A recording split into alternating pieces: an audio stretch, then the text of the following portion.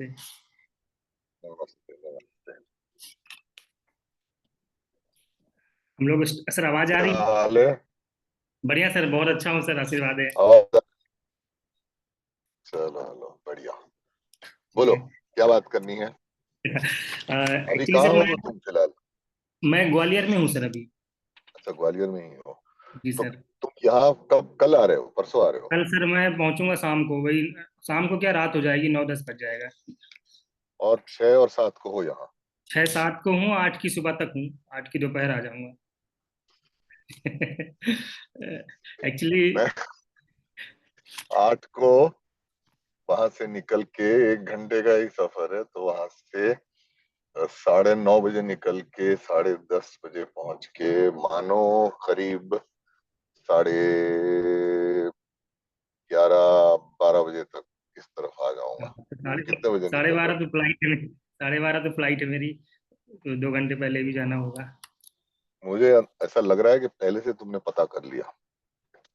नहीं नहीं, actually sir मैंने इस बार मैंने गलती ये कर दी क्योंकि 2 दिन की लीव है, तो ऑलरेडी हाँ छुट्टी थी, तो मैंने इसको आगे पीछे लेकर के प्लान किया है।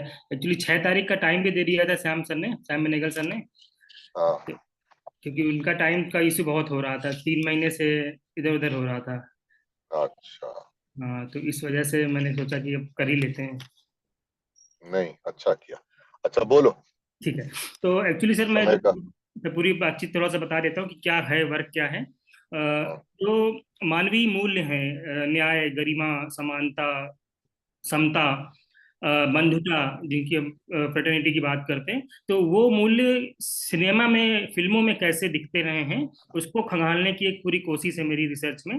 तो मैंने आज़ादी के बाद से लेकर के अब तक की फिल्मों को उसमें से चूज किया है। जो बहुत ऐसी फिल्में हैं जिनको लोगों ने बहुत देखा है, पसंद किया है, और कुछ ऐसी फिल्में जो लोगों तक नहीं पहुंच पाई, उनका कंपैरेटिव एनालिसिस मैंने करने की कोशिश की है। तो हाँ। इसी क्रम में मैं राइटर से बात कर रहा हूँ, फिल्म जो डायरेक्टर हैं, डायरेक्टर से बात कर रहा हूँ, और लिरिसिस्ट से भी बात कर रहा हूँ। कैसे सिनेमा लिखते समय, फिल्में लिखते समय, डायरेक्ट करते समय ये मूल्य, क्योंकि ये मैसेज समाज में जाता है, लोग फिल्में देख करके वैसा ही रूप अपना लेते हैं, वैसा ही क्रिएट कर लेते हैं। मैं श्याम बेनेगल जी की निशांत देख रहा था। निशांत का मैसेज जो है वो, हो सकता है कि वो उस दौर में बहुत खतरनाक रहा हो, लेकिन उन्होंने बहुत उसको वैसा नहीं दिखाया जैसा उसी दौर में जो अलग फिल्में दिखा रही थी, कमर्शियल फिल्में दिखा रही थी कि उनके साथ कुछ ऐसा हो गया तो मैं विद्रोह कर दूं, वैसा नहीं दिखाती। तो यही सब इसकी करने की कोशिश है। तो मेरा पहला सवाल सर आपसे है, क्योंकि आपने भी द्रोह काल से शुरुआत की है अपने फिल्मी कैरियर की, और गोविंद निहलानी क्योंकि खुद भी वो सैम बेनेगल जी के साथ भी जुड़े रहे हैं वो। तो फिल्में बनाते समय, फिल्में लिखते समय, क्या मानवीय मूल्य, क्या संवैधानिक मूल्य एक लेखक नजर में रखता है, ध्यान में रखता है? हाँ। देखिए, इससे थोड़ा एक कदम अगर पीछे अपन जाए मनीष, हाँ, तो लेखक होने से पहले मेरी पहली आइडेंटिटी जो है वो एक इंसान की है। जी। एक इंसान हूँ। उसके बाद मैं एक नागरिक हूँ, एक समाज में रहता हूँ, और फिर मैं एक लेखक हूँ। बराबर। जी। तो जिस किस्म का मैं इंसान हूँ, मेरा जो रिश्ता जो है इंसानियत से, फिर जिस किस्म का मेरा रिश्ता है अपने खुद के समाज से, अभी वो जो है, वो उसका प्रभाव जो है, उसका असर जो है, वो यकीनन मेरे लिखाई पे, मेरी कहानियों पे पड़ेगा। जी। अब क्योंकि मेरी जो सोच है, अगर मैं कहानी किसी इशू पे अगर उठाता हूँ कि इस इशू पे, जैसे बेनेगल जी ने निशांत पे ये उठाया कि भैया किस तरीके से ये बड़े अपर कास्ट और जमींदार लोग जो थे, कैसे वो शोषण किया करते थे, और एक उदाहरण उन्होंने सोचा कि कैसे एक टीचर की बीवी को वो उठा के ले जाते हैं वगैरह, और उसको लेके कैसे गांव में आखिर में बवाल हो जाता है। अब उनकी क्या सोच है उसके बाद में, उनकी नैतिक जो राजनीतिक जो एक विचारधारा जो है वो क्या है, उनके मूल्य क्या है। उनका मूल्य ये था कि ये अन्याय है और इसके विरुद्ध लड़ना चाहिए। तो वो अन्याय है, तो अन्याय का दर्द जो है उन्होंने उस तरीके से दिखाया, क्योंकि उनकी वो सोच है। वो गए, आई डोंट नो किसने लिखा था, शायद तेंदुलकर साहब ने लिखा था जी, काफी नील सारी तेंदुलकर फिल्म। भी तो। हाँ। तो तेंदुलकर की सोच भी वही थी, वो भी वामपंथी थे, एक वो मानते थे इन चीजों में। उसको लेके उन्होंने भी ये लिखा कि ये गलत है और इसके विरुद्ध आवाज उठनी चाहिए, बराबर ना। जी। तो मैं ये कहूं तुमसे कि therefore it is very important कि हम देखें कि हमारी पर्सनल आइडियोलॉजी क्या है। अब जो सवाल पूछ रहे हो वो ये है कि मैं फिल्म में क्या डालूंगा, लेकिन अगर वो मेरी सोच के विरुद्ध है तो फिर मेरे लिए वो डालना बहुत मुश्किल है। हम्म। अगर मानो कोई फिल्म वाला आता है और कहता है कि देखो बहुत सारे पैसे देने के लिए मैं तैयार हूं तुमको, लेकिन ये है कि हमारे जो पारंपरिक जो मूल्य है वो थोड़े से अभी खराब होते जा रहे हैं, औरतों को ये सब आजादी वगैरह दी जा रही है, उसको लेके घर परिवार टूट रहे हैं, तो इसलिए हमको ऐसी चाहिए कहानी जिसके अंदर आप ये दिखाओ कि भैया औरत को कैसे अपने फर्ज फॉलो करना चाहिए, पतिव्रता रहनी चाहिए, पति वो परमेश्वर, घर पे रहो, किचन में रहो, सेवा करो, और भैया समाज सुधर जाएगा। इसको लेके मैं नहीं लिख सकता। हम्म। वो मुझे कहे कि ये जबरदस्त चल जाएगी, और हो सकता है चल भी जाए, किसको पता, हम्म। लेकिन मैं ये नहीं लिख सकता हम्म। क्योंकि ये मेरी सोच के बिल्कुल विरुद्ध है। और अगर आपने मेरे कान पट्टी पे मानो बंदूक रख के लिखवाया भी, तो उसके हम्म। अंदर वो जो एक कन्विक्शन जो आना चाहिए ना, वो वो नहीं नहीं आता। आता। और कन्विक्शन अगर नहीं आता है तो हम्म। जो देखने वाले जो है उनको बात छूती नहीं। हम्म। तो आजादी तो के बाद। जी, हाँ, कंटिन्यू बोलो। करिए। हाँ, आजादी के बाद से जो फिल्में बनी हैं और अब तक जो बन रही हैं, उनमें आप किस तरीके के चेंज देखते हैं? कहानी के तौर पर और जो करेक्टराइजेशन है उसके तौर पर किस तरीके के अंतर आपको एज अ राइटर नजर आ रहे हैं, क्योंकि मार्केट की डिमांड इसी के अकॉर्डिंग बनती जाती है। देखिए, मार्केट की डिमांड कोई एक स्वतंत्र एंटिटी नहीं है। मार्केट मतलब लोग हम्म। जो देखने आने वाले थे, दर्शक जो है, दर्शक मतलब इंसान, नागरिक, हम्म। बराबर। जी। तो ये जो होता है, ये इंटरेक्शन दरअसल जो हो रहा है वो लेखक की क्रिएटिविटी और मार्केट की मतलब की जो सोच है उसके बीच में होता है। अब इसके अंदर दो तरीके हो जाते हैं। पहले तो एक तो ये कि आप ये देखते हो कि भाई मार्केट में क्या चल रहा है, किस किस्म की फिल्में चल रही है, किस किस्म की फिल्में पसंद आ रही है, लोग क्या बातें कर रहे हैं, लोगों को तकलीफ क्या है, उस हिसाब से अपन ये दे ताकि वो थोड़े से एक राहत महसूस करें, कंफर्टेड हो जाए। एक तो ये तरीका है कि आप कमर्शियल रूप से मार्केट को एक इसको एक कंज्यूमर प्रोडक्ट मान के उसको फीड करो। दूसरा ये होता है कि आपके अंदर एक कलाकार की भी शख्सियत है, और वो मानसिकता भी आपकी भी। कलाकार क्या करता है? कलाकार वो होता है जो सवाल उठाता है। हम्म। भले ही वो पॉपुलर कहानी लिखता हो, चाहे वो जवान हो, चाहे पठान हो, चाहे जो भी वो कर रहा हो, लेकिन वो कुरेदता है। सामाजिक हकीकत जो है उसको कुरेद के वो देखता है कि भैया अंधेरे में कौन से सवाल छुपे हुए हैं जो हो सकता है समाज खुद उससे बचना चाहती है, समाज उसको ढक के रखती है। लेकिन वो हकीकत जो है, वो सच्चाई जो है, कलाकार का काम है कि उसको सामने लाया जाए, भले ही ऑडियंस डिस्टर्ब हो जाए, बिकॉज आर्ट का काम होता है कि डिस्टर्ब करे। तो हकीकत का वो पहलू दिखाए, लेकिन उसको कहानी के रूप में अगर आप डालते हो, तो भाषणबाजी ऐसा नहीं होता है, वो दरअसल एक एक मनोरंजक कहानी बन जाती है। लेकिन जो इशू जो है, ड्रामा जहां से आ रहा है, जहां द्वंद जो है, कॉन्फ्लिक्ट जो है, वो कॉन्फ्लिक्ट जो है वो वहां से आ रहा है उसके अंदर, हम्म। बराबर। अब आपसे ये कहूं तो आजादी के बाद से अगर आप देखो, नया नया देश बना, तो उसके अंदर भैया देश का निर्माण होना क्या चाहिए, किस किस्म का हमको भविष्य चाहिए इसके अंदर, ओके, ले आए हैं हम लोग आजादी तो, लेकिन उसका इस्तेमाल कैसे करने वाले हैं। तो ये सारी बातें जो थी उसके लिए आते कि हिंदुस्तान क्या है भैया। तो वो नेहरू का एक विजन था, महात्मा गांधी जी का एक विजन था, वल्लभ भाई पटेल, मौलाना आजाद, ये सारे जो लोग थे जो देशभक्त थे उस वक्त, उन्होंने जो जिस तरीके से सोचा, अभी उसके अंदर ये जो आप देखोगे कि सामाजिक रूप से जो तकलीफें जो हैं उसको लेके फिल्में बनने लगी। विमल रॉय साहब थे, राज कपूर साहब थे, गुरुदत्त थे, महबूब खान थे, ये सारे बड़े बड़े जो फिल्म वाले थे वो बनाने लगे ऐसी फिल्म। मनोरंजन की फिल्में भी जब आती थी, केवल ड्रामा, केवल बी आर चोपड़ा वगैरह, तो उसके अंदर भी आप देखोगे ये था कि जो इशू जो लिया जा रहा था वो उस वक्त का जो दर्द जो था, देखिए किसान और जमींदार उनके बीच में जुड़ रहे हो रही है, मजदूर और पूंजीवादी, मतलब के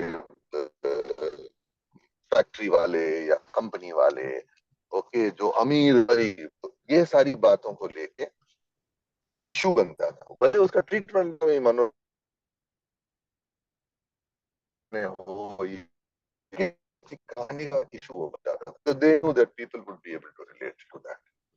अब उस तरीके से अगर आप देखते जाओ, तो जिस तरीके से समाज भी इवॉल्व होने लगा, उस प्रकार से लेखक जो थे वो रिस्पॉन्ड करने लगे उसको नेचुरली, कोई सा सोच वोच के नहीं, बिकॉज वो भी तो यही रहते हैं उसके।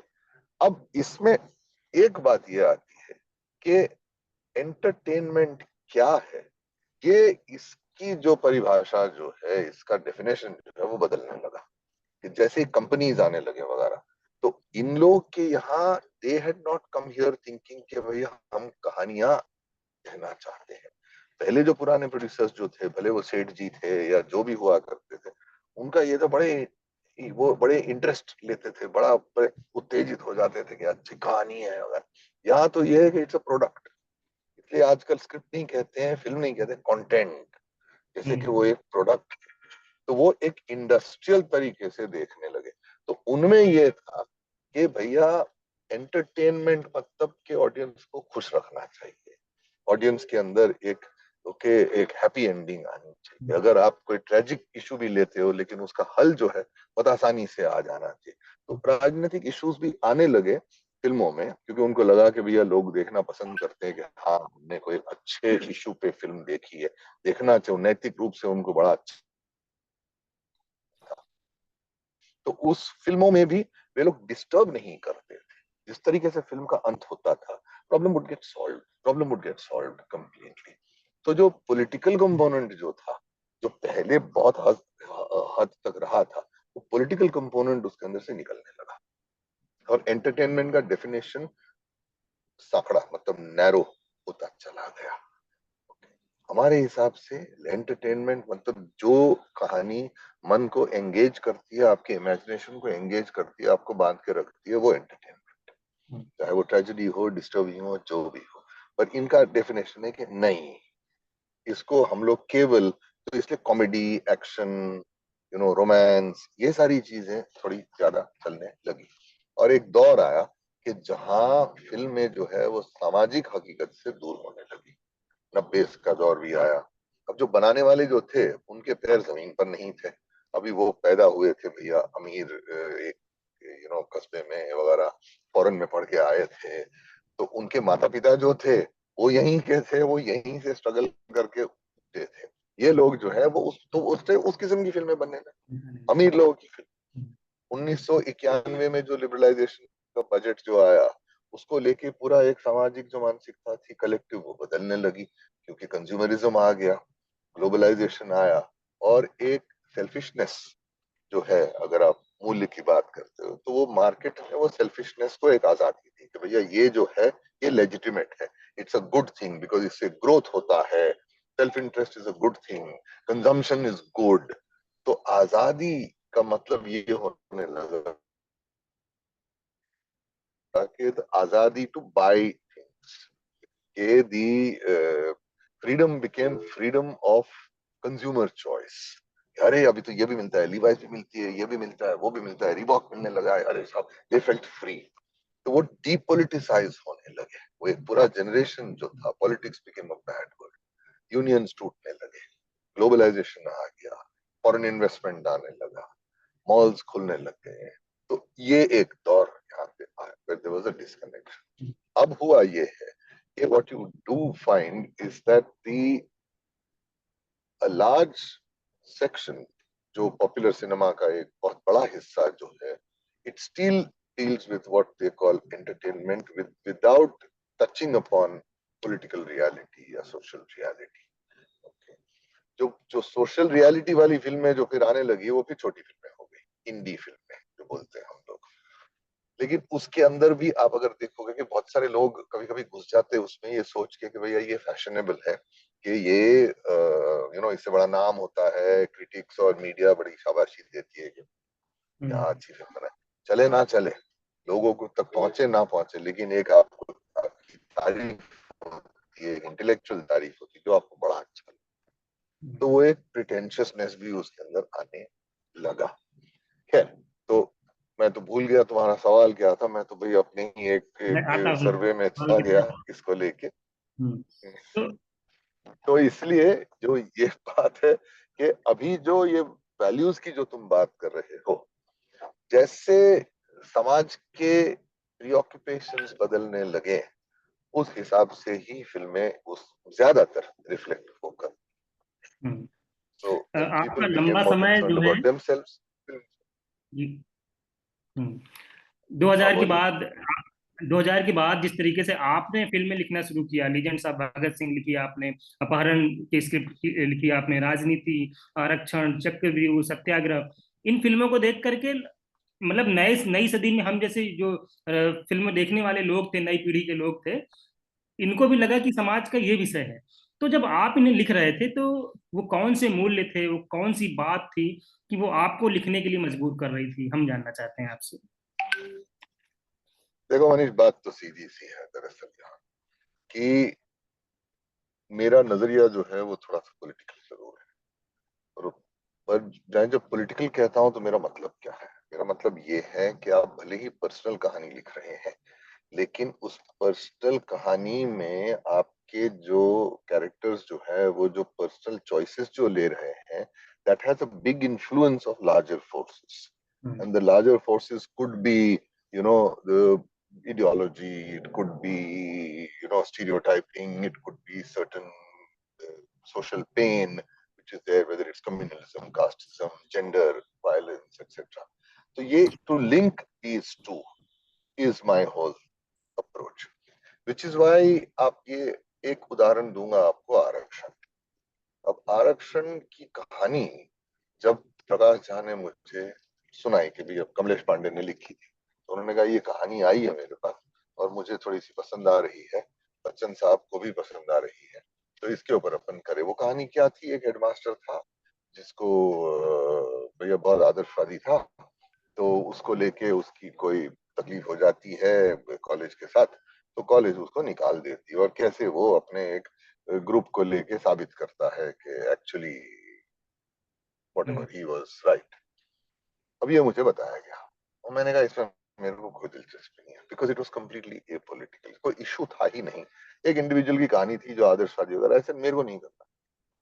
तो उसने कहा तो आपको अगर हम पूछें कि किस तरीके से करो, प्रकाश ने पूछा, मैंने कहा I will bring in education को लेके आज क्या मसला है। तो दो मसले उठ के आए। एक तो आरक्षण का मसला है कि भैया रिजर्वेशन को लेके तकलीफ हो रही है, इफेक्टिवली हिंदुस्तान बट गया है, और इत्तफाकन उसी 2008 अप्रैल में वो क्या कहते हैं, ये आया था 2008 या 2012 में, 2012 में आई थी, सुप्रीम कोर्ट का जजमेंट आया कि जिन्होंने कहा कि ओबीसी के हम्म, 27% भी इंक्लूड किए जाएंगे, तो 22+27 हो गया वो। तो बहुत बहुत हो गया। हमारे यहाँ भी काफी विवाद वगैरह होता था। ऐसे एक ये इशू है, दूसरा है कमर्शलाइजेशन ऑफ एजुकेशन। तो ऐसे ये मसले को लेके अगर अपन बना रहे हैं तो कुछ बात निकल के आ रही है, कहानी के रूप में कुछ कह भी रहे हैं, ये जरूरी है। तो उसने कहा चलो ठीक है, उस तरीके से कर दे, तभी तो उसका नाम दिया गया आरक्षण। पहले आरक्षण नाम नहीं था, पहले नाम था टीचर या ऐसा कुछ नाम था, हेड मास्टर। अब ये मैं कह रहा हूँ कि राजनीति में भी था कि एक सिंपल सी कहानी थी, आइडिया सिंपल सा था, तो मैंने कहा नहीं, इसके अंदर कुछ कहना है मुझे। क्या कहना है मुझे, कि भैया आप जब राजनीति में घुसते हो ना, आप कितने भी सफेद हो, आप कितने भी शरीफ हो, कितने भी आपके वैल्यूज है, एक बार इसमें घुसे ना आप, भैया काले तो बन के रहोगे। मतलब वो you will turn into a corrupt person, you will morally also become corrupt, hmm, and that became the story. So तो पूरी कहानी फिर उसके ऊपर आ गई कि भैया समर प्रताप जो है, रणबीर का जो कैरेक्टर है, कि एक बार वो प्रवेश करता है, then things become like that. Hmm, ये बात थी। तो चक्रव्यूह में तो ये था कि पहले से मेरे मन में ये कहानी थी, where I wanted to explore also the whole what violence does to a human being. वो खैर एनीवे उस तरीके से फिल्म आई नहीं बन के, पर कोई बात नहीं, मेरा इरादा वही था इसके अंदर कि ये दिखाया जाए कि एक तो ये क्यों हो रहा है, तो ये नाइंसाफी किस नजरिए से, अंदर से अगर देखो तो क्या लगता है, पोजीशन क्या है नक्सल, जो सोच रखते हैं, माओइस्ट सोच रखते हैं, वो क्या है, क्यों है। तो एक बाहर का आदमी अंदर जाता है और कैसे उसकी एक जागृति वहां होती है, लेकिन वो फिर एकदम ही उस तरफ चला जाता है, and there is obviously a conflict between that, वो था। एंड सत्याग्रह में तो ऑफ कोर्स सत्याग्रह तो बिल्कुल ही मेरे हाथ से बाहर ही छूट गई, लेकिन उसके अंदर भी इशू ये था कि कैसे एक रिफॉर्मिस्ट मूवमेंट में अगर पॉलिटिकल अगर एंकर ना हो, पॉलिटिकल आइडियोलॉजी ना हो, तो किस तरीके से वो एक्चुअली एकदम ही नार्सिसिस्टिक किस्म की हो जाती है, ऑटोक्रेटिक बन जाती है, ये कहना था। खैर वो बात नहीं है, जाने दो। तो ये इसीलिए मैं कह रहा हूं कि सोच जो मेरी थी, I am trying to bring about a relationship, Manish, between the writer as a citizen, as a thinking human being, and his writing, ये देखना मेरे लिए बहुत जरूरी है। आज के दौर में जिस तरीके की फिल्में बन रही हैं, जिनमें जब से ओटीटी आया है तब से अगर की बात करें, या फिर जब से टीवी घर में पहुंच गया है, मारधाड़, वायलेंस और मूल्य मतलब नदारत से दिखते हैं। मैं अपवाद की बात नहीं कर रहा, कुछ एक फिल्में हैं अभी भी बन रही हैं। तो उनके लिए क्या लगता है आपको कि कैसे आज भी समाज के लिए सिनेमा क्या इम्पोर्टेंट है, और फिल्में अगर इम्पोर्टेंट हैं तो फिल्मों में किस तरीके के मैसेज और कैसे जा सकता है, कैसे बनाई जा सकती है? कोई सजेशन देना चाहें, कुछ अपने एक्सपीरियंस शेयर करना चाहें अगर आप। तो एक तो आपसे मेरी एक असहमति है, जी। आपके पोजीशन से। आपका पोजीशन बार बार ये कह रहा है या कोशिश कर रहा है कहने की कि फिल्मों को देखकर लोग अपनी सोच और अपना बिहेवियर बदल लेते हैं।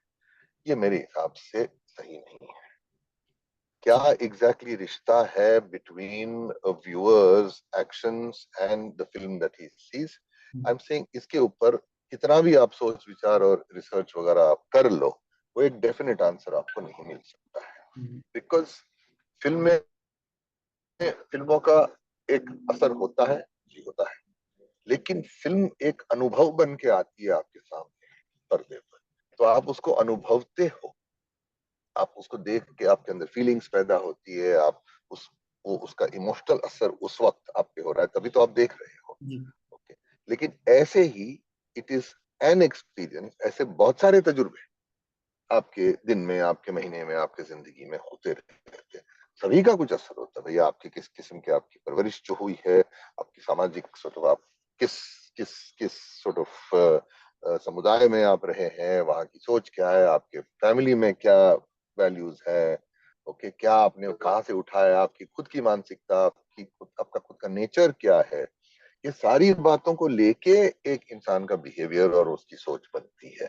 केवल फिल्म को देख के लोग कुछ अंधाधुन उसको फॉलो नहीं करते हैं इसके अंदर, मेरे हिसाब से। तो ये भी सोचना जरूरी है, अगर वो करते तो 60s के दौर में वगैरह जो जो देशभक्ति की फिल्में जो आ रही थी, सोशलिज्म पर फिल्म आ रही थी, मनोज कुमार साहब जो बना रहे थे या राज कपूर साहब जो बना रहे थे वगैरह वगैरह, तो सारे के सारे हम लोग को तो हिंदुस्तान तो ये एकदम स्वर्ग बन जाना चाहिए था, एक सोशलिस्टिक हेवन बन जाना चाहिए था, इंसानियत रूल्स, ऐसा तो हुआ नहीं, तो करप्शन तो बढ़ता गया, हम्म। बेईमानी तो बढ़ती गई, उसके अंदर क्रूरता बढ़ती गई।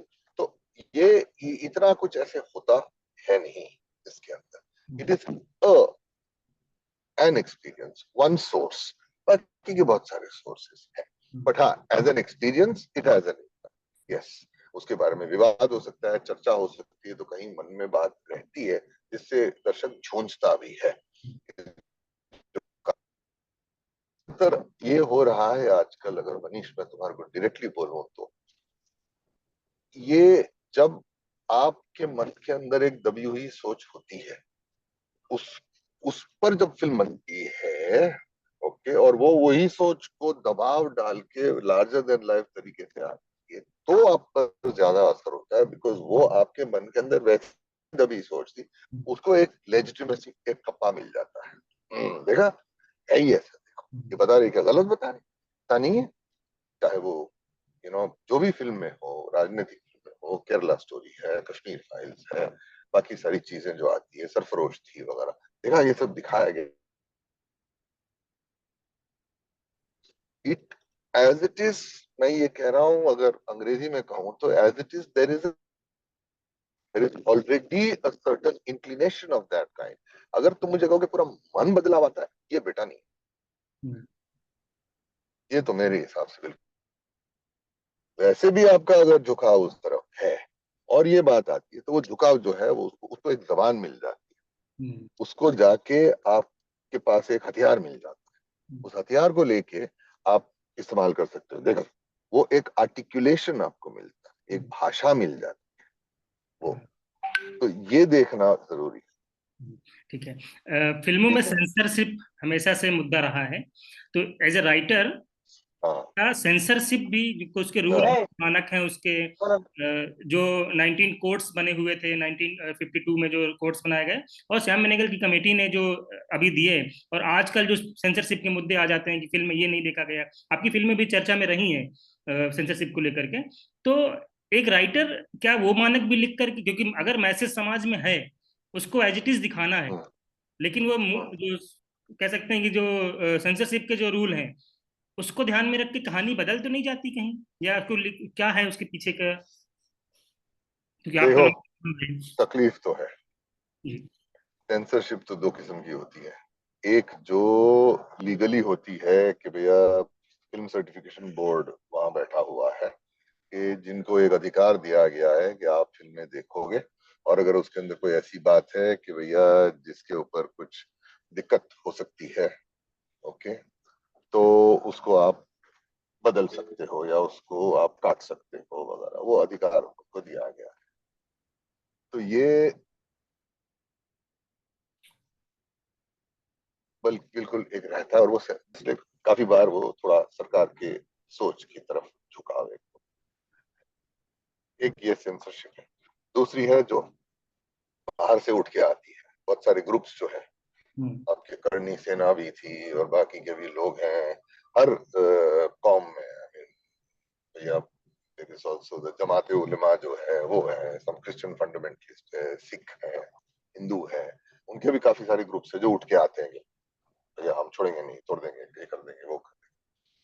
तो क्या एक डर बैठ गया है फिल्म इंडस्ट्री में और लेखकों के मन के अंदर? हाँ, ये तो हकीकत है। लिखते वक्त क्या लेखक इसके बारे में सोचते हैं कि नहीं, ये लिखने में कोई मतलब नहीं है क्योंकि ये पास नहीं होगा? अब वो पास नहीं होगा, वो इस कदर नजदीक आ गया है कि ना सिर्फ फिल्म रिलीज के बाद जो सामाजिक जो समाज में से जो भी ग्रुप्स उठ के आएंगे, या फिर फिल्म रिलीज के पहले सेंसर बोर्ड, या उससे पहले, या प्रोड्यूसर, ओके, बिकॉज प्रोड्यूसर खुद जो ड्राफ्ट आता है उनको, और अगर थोड़ा सा हल्की सी बात है उसके अंदर कुछ, या तो राजनीति की, या मजहब की, या फिर संस्कृति की, या इतिहास की, तो वो लॉयर को दिखाते हैं। तो लॉयर पूरा चेक करता है और बोलता है कि यहाँ आपत्ति आ सकती है, यहाँ ऑब्जेक्शन, यहाँ ये वो लिया जा सकता है, भैया इसको बोलो बदलने के लिए। वो मेरे साथ भी हुआ। इसके लिए लेखक जो है अभी सेल्फ सेंसर करने लगे हैं कि खुद ही ना लिखो वो, क्योंकि जानते हुए कि आगे जाके बात अटक जाएगी। और ये जो हो रहा है, इससे बुरा शायद ही कुछ हो सकता है लेखक के साथ। एक समाज में जब लेखक को मजबूर किया जाता है कि आप सेल्फ सेंसरशिप करो, तो नुकसान तो समाज का होता है। लेखक का तो उस वक्त होगा, उसकी एक क्रिएटिव एक्सप्रेशन की आजादी चली जाएगी, फ्रस्ट्रेट हो जाएगा, लेकिन वो जो कहने जा रहा था कहानी, जिसको एक अलग किस्म से असर कर जाती, वो नहीं होने वाला है। तो कहानी की जो एक रिचनेस जो है, हम्म, उसको आप कर्टेल कर रहे हैं। हम्म, तो दरअसल ये जो है, ये कहानियां के विरुद्ध है, हम्म, censorship. Hmm, Okay, it becomes, it is hurting stories, and because it's hurting stories, it is hurting uh, society. और हम्म। ये हो रहा है। मेरे सेकेंड लास्ट सवाल है सर, ये टीवी ने 7 बजे के बाद की जो दुनिया बनाई है, घरों में पारिवारिक माहौल जो क्रिएट किया है, वो मूल्य, और ओटीटी ने रात में 9 बजे के बाद जो ओटीटी का दौर चालू होता है परिवारों में, घरों में लोग अपने मोबाइल में देख रहे हैं फिल्में, और कैसी फिल्में देख रहे हैं, किस तरीके का कंटेंट आ रहा है, उससे आप उसमें आप किस तरीके के मानवीय मूल्य और संवैधानिक मूल्य या किसी भी तरीके के मूल्य आप देखते हैं, और उसे कैसा होना चाहिए।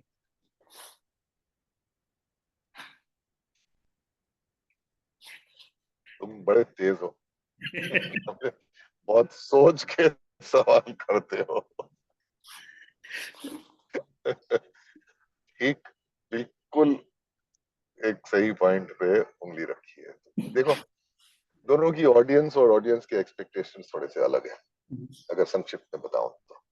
क्योंकि वहां जो है, टीवी में जो है, वो ये माना जाता है कि घर पे बैठ के परिवार सहित लोग देखेंगे ये।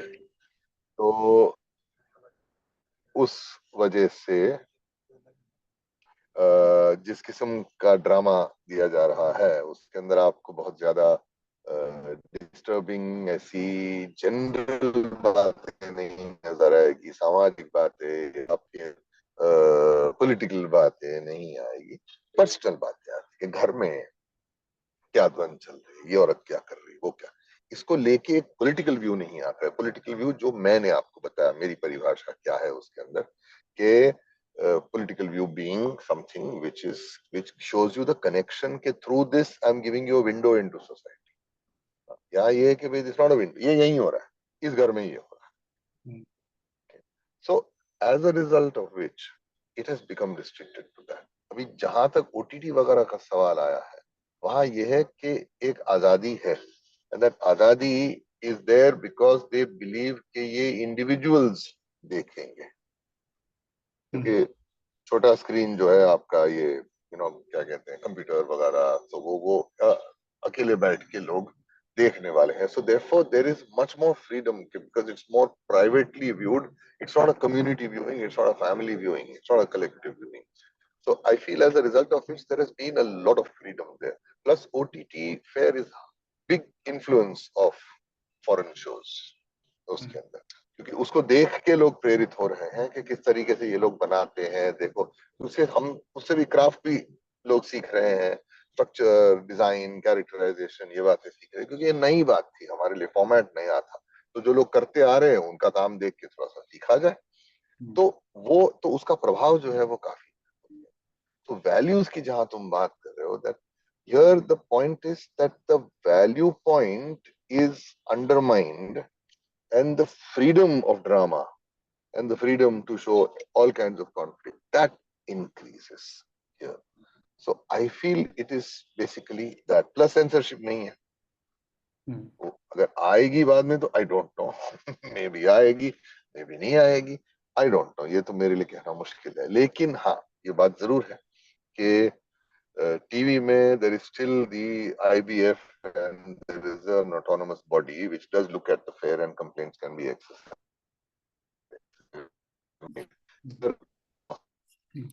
which is why it's like in the air। ठीक है, आखिरी सवाल है सर कि अंजुम राजबली साहब इन दिनों क्या नया लिख रहे हैं, और उनमें क्या संवैधानिक मूल्य, मानवीय मूल्य या इस तरीके की चीजें हैं, हमें और आने वाले दिनों में देखने को मिलेंगी।